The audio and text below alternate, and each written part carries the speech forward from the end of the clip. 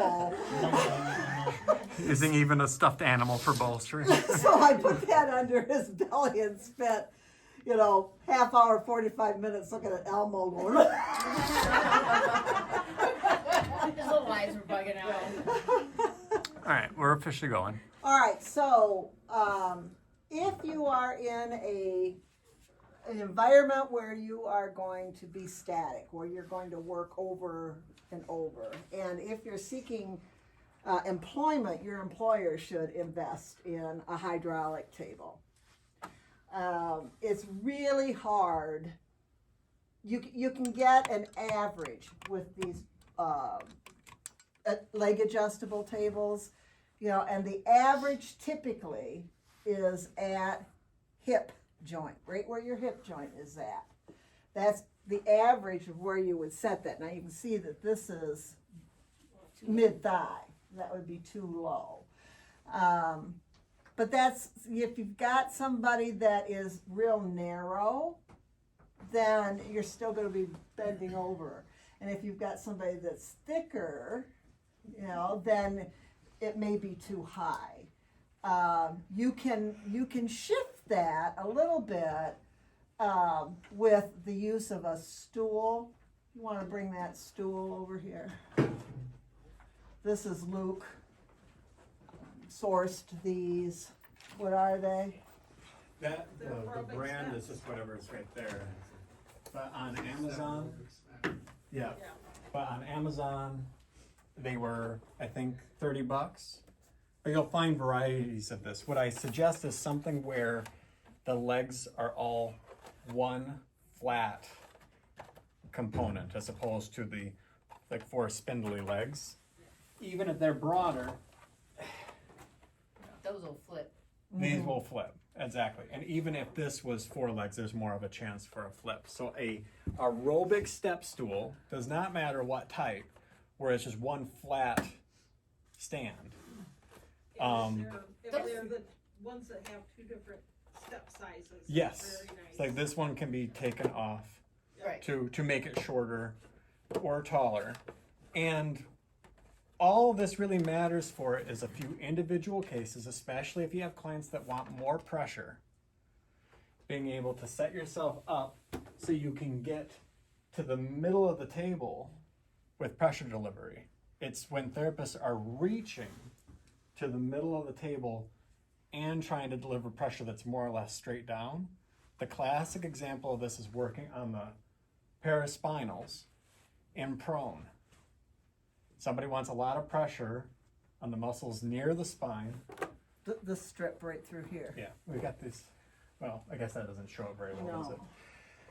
But those are these pretty dense postural stabilizing muscles. They line right up and down the ribs. So the people that kind of maybe indicate they wish their back would crack, all that kind of stuff. Usually, what's satisfying for them is sufficient pressure on that strip of muscles just up and down the spine. And then therapists, because spending too long in prone, but you could just adapt and not spend your time working on those muscles in prone. But if you are going to have to do that, in that case, being able to get high enough so you can get a little bit further over and drop straight down. Not to do that for too long, but for that individual location. I would use it there sometimes, and that was usually because it was a large person with pretty dense muscle mass that wanted a lot of pressure. And I learned that lesson because there was some questions regarding, you have your table height set for that will work for most people. Right. And I worked at the chiropractors. This was prior to me traveling. I'd worked with lions and stuff. Mm-hmm. But we had the advantage there. The really big guys we just put on the floor. Right.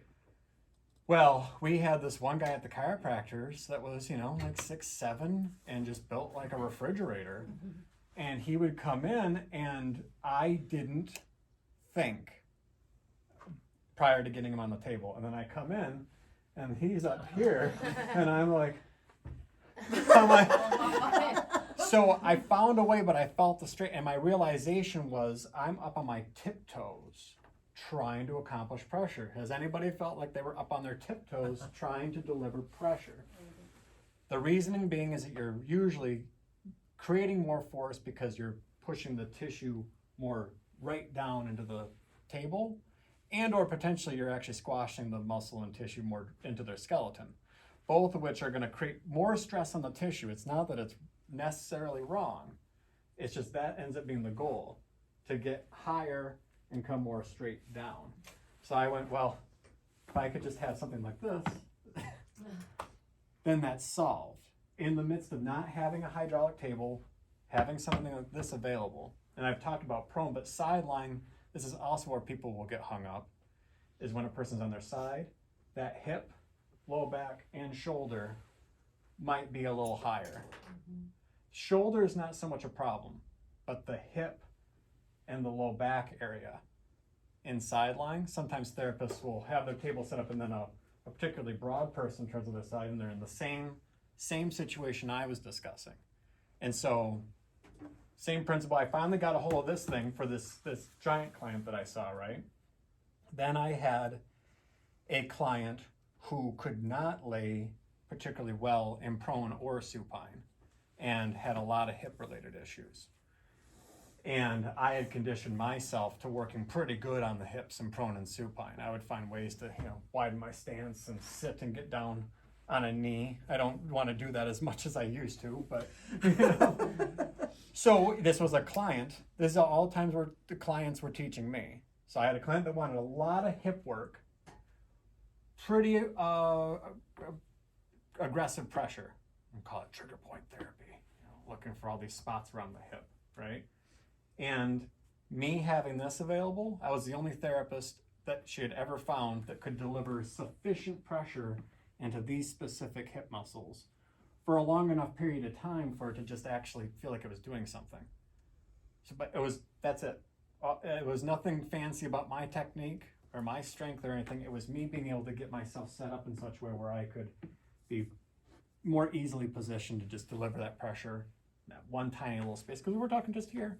We're talking like a glute medius minimus kind of a situation. And then I'm the rock star, but it's because of that. There you go. So when you can have this, it's worth the investment. It's on the way. Yeah. I have a question. It's very uncomfortable for me giving a prenatal massage. It's like, what would be the exactly height of the table trying to do the back of a prenatal woman? We'll show you how to do that because you can get that. Okay. We'll get there. We will. And if we forget, ask Logan. No, that's going to be an important adaptation. So what I want to do, and I will use Luke as an example here, and a couple of little principles is the compressive force, what goes down into the tissue, your body contact against what you're applying the force against should be at a 90-degree angle. So if I am trying to come right down along the back here, I can't position the person so they're on a slant, right? That's where I come up and get on top of it and all of that. So over here, which is out of the camera, which is all right, I have a number of things here. So if your compressive force has to go 90 degrees down, that's what you're after. That's part of applying that. This is always going to put you in a compromised position with your body. If you take that surface and put it like this, then you can lean against it with your body mechanics. Now you look like this instead of like this. So, we'll call that lean up a hill. And bolstering can help with that as well. So, again, it's not that complicated once you understand the underlying principle. So the client I got here on the table is, Luke did this. Luke made this guy. Somebody put a shirt on him. All right, so we've got our little bolstering under here. Here's that erector spinae that runs down through here. He's in prone position. And then he's about the size of Tish, or I know where Maya went. I can't see her out there. But if I put one of these on top, right, now we've got somebody who is thicker, right? So I'm going to do this with Luke so that you can see what I'm doing. I got to find the, all right. So Luke, this is your client. You're going to set yourself up to massage here. All right. Mhm. And you're going to use forearm and then hand over here on this side. So, ideally, my starting position. I'll do it. I'll do this. Okay. You're just going to So, try to let me massage go in around, this. so deciding how people can see. They need to I'll do both positions. So. Yeah. You can see I could use palm. Now I start having to change my stance. An adaptation that I have gotten away with, who knows if it's certainly caused part of the problem, has been being able to get in more of this lunged Why don't you position. show 'em on the- That's the reason why the bent knee horse stance stuff that Sandy was talking about comes into play. Is it's a lot of, and I get it, like I was a martial arts Tai Chi person where like the idea of building up hip stability with a wide kind of squat mechanic, that's something that gets taught as the pathway to excellence in those systems. That you're better, the wider and lower you can go. So with that, I get maybe the origin, but that's not what this is about. In order for me to even get my palm set, I'm gonna have to be capable of this. And there's a lot of things that have to happen to get this broader stance. I have to have that ankle and knee flexibility and all that stuff. So usually you're gonna be a bit more comfortable, maybe only about one full step, and Or not, less. or less, and not getting much bigger than that, especially this way. If anything, occasionally a little bit further out, I'll sometimes see people too much on a wire. But letting yourself step further out like this, that should also really square the hips up, but not too much. Because that would be the only way. The only way I could do this would be to have to get here. All right, now what I'm going to do is slowly raise the table so that he can easily be at this 20 degrees of flexion, okay? And not be spread out. Is he gonna go on the other side so we can see him? Or Yes. do we wanna see his, Yeah, we'll see. We want to see the most We'll, of my we'll body. do it both. We'll Oh, do okay. it both ways. Okay, get your. Okay. Take the position. And then-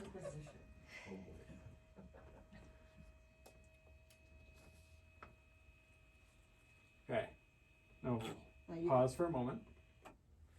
What people will misinterpret is that this initial palm contact is where I should stop. You still want it a little bit higher because as you're delivering pressure, we're going to usually tell you to try to limit how much pressure you're doing that requires you to do that. So I should be able to feel like I can get on the side of the body just as efficiently as the top. So this isn't the right marker.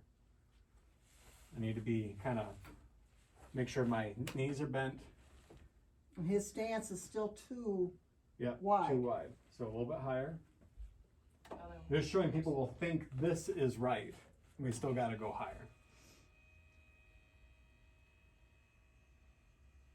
And that's approaching close for palm and soft fist delivery, And right? it's just under where his hip joint is at. And that would be usually, wouldn't you say, the lowest we try to tell people Yeah. is to be sometimes, let's say, you know, you're Right short. there is hip. Yeah, if you're shorter limbed and you've just kind of trialed and errored your way through this, you may find, and especially with my clients that tended to be thicker, I would set my table sometimes more just below the hip, just below it, assuming they're gonna be here. Yeah, because this is not a very thick client. We're gonna play with this with a thicker Right. client. So with a stationary table, I would try to set it up where about here, and if they came in and they were thinner like this, then I was mostly palms and soft fist. If they were thicker like this, I was still able to come in and efficiently use the forearm. That is the best body mechanics right there, what he did with his forearm. That's where we want to be. So if I could adapt it to this, I still need it a little bit higher. Yeah, show him what you look like with a forearm on there. You see how this is too bent right through here. And he's not probably got his weight on No, his back foot. That's the misconception. As I lean further forward, I'm losing. Even though I may stay in contact, my center of gravity is shifting so far that even if I wanted to use that back foot to give me the extra oomph for pressure delivery, because that's the efficiency of this. The staggered stance, if I start losing this, I've lost all this power, all this leg and hip power to create pressure and to hold me up in a stable position. So if I find, this is the big thing, if you find, regardless if your feet are even up, you might think like you're set perfect, right? But if you're starting to lean so far forward, Now I can bring his stance in a little bit. now yeah, right there. So if your foot comes off the ground, you're probably. You're wrong, it's too low. Yeah, Yeah. that's a good, Yeah. Um, And realizing too, if it starts to feel like the table and your front leg are all that's holding you up. Because people will cheat. I find my heels down, right? No, you need And to you be end up feeling looking- go into the floor. And we'll get to shoulder-based stuff. There's other things where it's like being up like this and all that. So, I mean, there's a lot of components to keep into play, but look how high that is. This is also a reason why I had the step stool available. The client on and off. Of course, you can bring it down for them to get on. The mechanical ones, I'm saying Yeah. when I had to set my table, my stationary table this high, then I had this, not just for me, but for them. Right. But still right about at his hip. So female bodies and male bodies do work different. The center of gravity is less. Ankle mobility is less. So if we get all spread out, we lose our stability. We've got to have our feet pretty close together in order for us to have a stable base and then to shift our weight to our back foot. Guys can do this. That's I get frustrated when I see males teaching females body mechanics, which Luke does, but he knows the difference, right? Good save. The element being there, and a lot of this is saved by me hammering away at Sideline. In that, where this big confusion of pressure delivery that is coupled, because it can also be here. I see it happen all the time for the upper leg in this position, is that a person's laying there like that, and look how much distance I have to make up for to get to them, okay?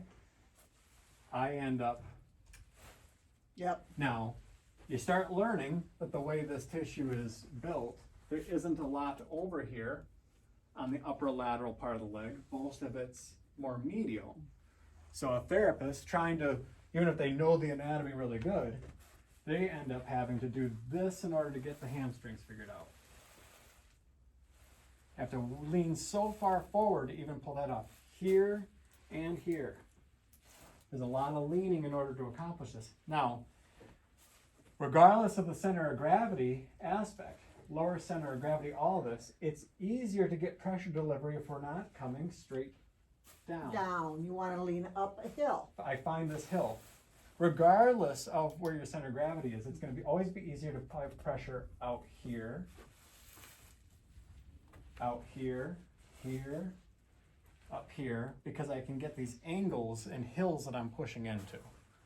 So it gets cumbersome of teaching in prone the idea of covering this whole posterior part of the body. And I'll tend to think, all right, here's the leg. What's the side of the leg I can do a good job on in prone? The lateral side. The whole medial part of it, it's not worth my effort. If I had to, I would end up in something like this, where I would come around and I would use counter pressure. We have to scoot them closer to me. And instead of me doing something like this, I'll just come around and look at my shoulder, But now he's using. and I'm against a hill. He's using a loose fist, but he is also not using a forearm. So the forearm is going to always be more ergonomic or more biomechanically sound for you. But it doesn't mean that you don't use this. What you got to be careful of with a loose fist is this. Either something like that, or so too many components. If you have a wrist that's unstable, the long story would be, if I'm using all forearm for legs, it turns into, okay, I want to get maybe this lateral strip here in prone. Okay, that doesn't take very long to just get this little chunk. The rest of it, and it's all forearm. But it takes me kind of distinguishing, even for the low back, the paraspinals, giant. Like the paraspinals and rector spinae are just these crazy speed bumps on either side of the spine, right? Thinking more of the lateral side of the torso, knowing that in Sideline, if I needed more focused work on any one of these areas and I want to use a forearm, I can shift them, change the position. So there's also a couple of things I've got that the Ergonomics study found. And that is, now this table's a tad too high for me. Is, you've seen this with massage, as you stand at the head of the table and you do this. You seen All that? over his head. Yeah. First of all, I'm laying on his head. All right. Now, look at where I'm going to stand up. That's where you hurt yourself. And they are not the ergonomic experts said that your excursion, that's how long your stroke is, shouldn't be much longer than that. Anywhere. So it's like 8 inches, like Yeah. 6 to 8 it's- inches? So half of Mine are even smaller than that. Yeah. You know, so you're better off with, instead of this kind of a thing. No, don't, Okay. it's Ripple, this. I'm gonna mirror you. So, Alright. no, well, okay. Oh, just so they could all see. Instead of even being here, feet not moving. So just watch, and just ways that gets done is either using your spine or the shoulder itself to pull that off. I see right? that a lot. I see this all the time. Instead of just shuffling. There's your some body. mean stuff happening to your shoulder joint when you're applying pressure and rotating and then going downhill. So It's this. those, Here's your hills. yeah, And it's, watch my feet. It's not about where I'm at. It's here on the body. It's my feet.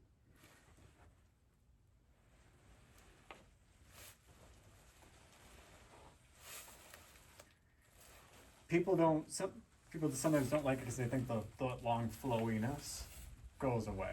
That's an old myth. Where you can create a sense of that. Now, some of these package like things that just are feel good, like what would mimic this sensation? All right. What would mimic that? All right. I undrape the area, make my first contacts, apply some lotion. Light pressure, not just distributing lotion. I'm creating a sensation that's like that, but even then, but the meat and potatoes of it is here. And then I can use even this pull, because some of this with the forearm too is letting this arm be positioned in such a way that you're not twisted. So forearm, but if you're trying to just not touch them at all with this arm, what do I have to do to myself to pull that off? So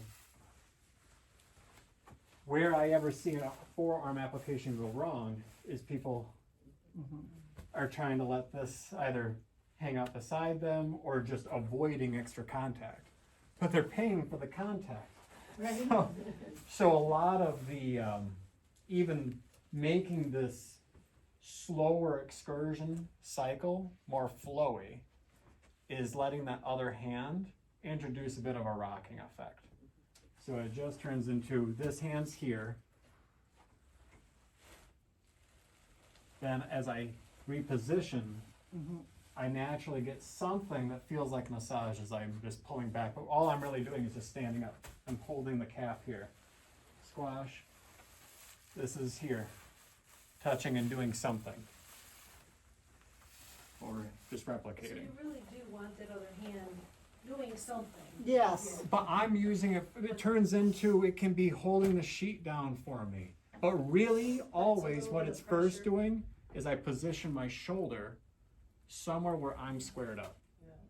I'm here, it could be here, it could be here, it could be this, it could be this, it could be this, but this arm isn't behind me. I can see it. I can see both hands. So what I want to do with this, Luke, assume a position here, a forearm position. Okay. Well, I Back want you to or hip watch. or anything? I'm gonna bring the table too low, and I want you to watch what happens to his body.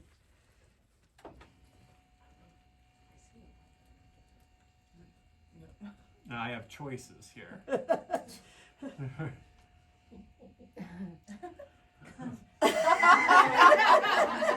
That's not very good, is it? No. Now, what people will do if the table's too low, they'll switch to their hand. Well, they will. There's or Elbow, because it's, I can't flatten out very easily. I don't feel like I have any pressure delivery that makes sense this way. But this feels like I can. So either it gets too aggressive, or yeah, I have to completely change how I'm standing and So working. then you overuse your hand and wrist when you could efficiently do Well, something else. and even look at what happens to the wrist when you're in a position where my shoulder angle is closer to my body. If I start pushing more straight down to the table, that wrist is going to go further into extension. Versus the further out, the higher they are, the more not only can my shoulder come up, but my wrist can flatten out. So it's real common. Look at my elbow and everything. So low table, bad. You don't want it too high. So Tish, bring your little self over here. Okay, now I know you're a brand new student, and I know you don't know what you're doing. Okay. All right. As long as you know that. Start from there. But you do know how to put a forearm here, right? Yes.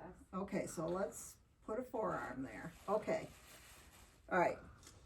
I want you to tell me when you feel most confident, most squared off, most stable. All right? And I want you guys to watch her ease of application and when she looks like she is more efficient. All right, you're just going to hang there.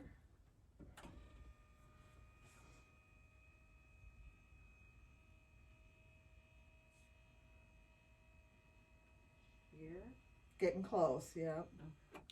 Okay. Here. Yeah. Does that feel better? Good job. All right, let's try a little higher. Let's try a little I think she higher. needs A higher. little bit. And then changing some things. What are some things to make this higher position look more comfortable that she could do? Maybe feet. The other arm over on, yeah, there you go. Ah. See, she's still, She's still not square. and she's still, Oh, there roll was forward. that Yeah. step. I saw you square that back heel up as you did that. Wow. Also, her Okay, head was now more straighten tilted up. forward.